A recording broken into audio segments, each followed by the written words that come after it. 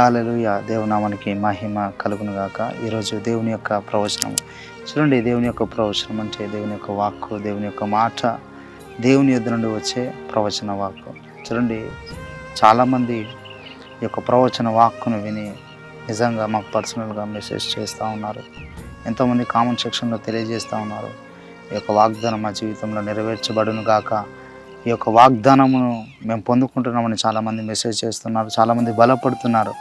నిజంగా ప్రభుయందు ఈ యొక్క ప్రయాసం వ్యర్థం కాదు. దేవునికి మహిమ కలుగును గాక. చూడండి, దేవుడు ఈరోజు ఒక నూతన ప్రవచన వాక్కును దయచేశాడు. అదేంటంటే మొదటి తెస్సలోనీయులకు రాసిన పత్రిక 5వ అధ్యాయము 24వ వచనము. మిమ్మును పిలిచువాడు నమ్మకమైన వాడు గనక అలాగు చేయును. బైబిల్ స్పష్టంగా తెలియజేస్తుంది, మిమ్మల్ని పిలిచిన వాడు నమ్మకమైన దేవుడు. నేను పిలిచింది గొప్ప దేవుడు, నేను పిలిచాడు. ఈరోజు ఈ పరిస్థితుల్లో నువ్వు ఉన్నావంటే నీ దేవుడు నీకు నమ్మదగిన వాడు అన్నాడు. ఈరోజు నువ్వు ఇలాంటి స్థితిగతిలో ఉన్నావు. ఒకవేళ ఈరోజు బాధలో ఉన్నావా, ఇరుకులో ఉన్నావా, ఇబ్బందులో ఉన్నావా, అందరూ వదిలేసిన స్థితిలో ఉన్నావా, దేవుడు తెలియజేస్తూ ఉన్నాడు. ఏంటి అంటే నిన్ను పిలిచిన దేవుడు నమ్మదగిన వాడు. ఆయన నీ పక్షమున వాద్యమాడుతున్నాడు. చాలాసార్లు మనం అనుకుంటామండి, పరిస్థితులన్నీ వ్యతిరేకంగా వెళ్తున్నప్పుడు, స్థితిగతులన్నీ వ్యతిరేకంగా వెళ్తున్నప్పుడు, సొంత వారే వ్యతిరేకంగా మాట్లాడుతూ, సొంత వారే అబద్ధముగా సాక్ష్యం చెప్పినప్పుడు, సొంత వారు మోసం చేసినప్పుడు, సొంత వారు నానుకున్న వారు ఒంటరిగా వదిలేసినప్పుడు మనం చాలా బాధలోకి, డిప్రెషన్కి వెళ్ళిపోతూ ఉంటాం. కానీ బైబిల్ సెలవిస్తుంది, నిన్ను పిలిచిన దేవుడు నమ్మదగిన వాడు. ఎవ్వరు నిన్ను విడిచినా కానీ ఆయన నిన్ను విడిచిపెట్టడు.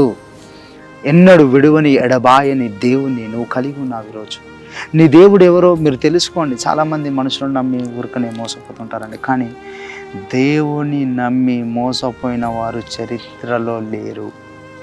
దేవుని నమ్మి నశించిపోయిన వారు, దేవుని నమ్మి విడిచిపెట్టబడిన వారు లేరు. ఎందుకంటే నీ దేవుడు నమ్మకస్తుడు. నీ దేవుడు గొప్ప దేవుని నువ్వు కలుగున్నావు. గొప్ప ఆయన నేను పిలిచాడు. చూడండి, దేవుని మాటకు లోబడి దేవుని నమ్మి వచ్చిన వారి జీవితాలు వ్యర్థమైనట్టు చరిత్రలో లేదు. దేవుని నమ్మి కమిట్మెంట్తో నిలబడిన వారి జీవితాలు నశించిపోయినట్టు చరిత్రలో లేవు. దేవుడు ఈ రోజు తెలియజేస్తున్నాడు, అందరు వదిలేసి ఒంటరిగా నువ్వు ఉన్నావా? అయితే దేవునితో మాట్లాడుతూ ఉన్నాడు ఈ యొక్క ప్రవచన వాక్కు ద్వారా. ఏంటంటే నేను నిన్ను పిలిచాను, నా పిలుపుకి లోబడి నువ్వు వచ్చావు కనుక నిన్ను నేను విడిచిపెట్టాను.